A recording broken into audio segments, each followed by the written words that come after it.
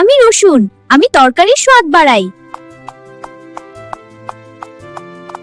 এই যে শোনো, আমাকে ছাড়া রান্না ফাঁকা ফাঁকা লাগে। আমি ছোট হলেও আমার পাওয়ার অনেক। ভাত, ডাল, মাংস সবাই বলে রসুন দা খাওয়াই আলাদা। গন্ধ আছে ঠিকই, স্বাদে আমি কিং।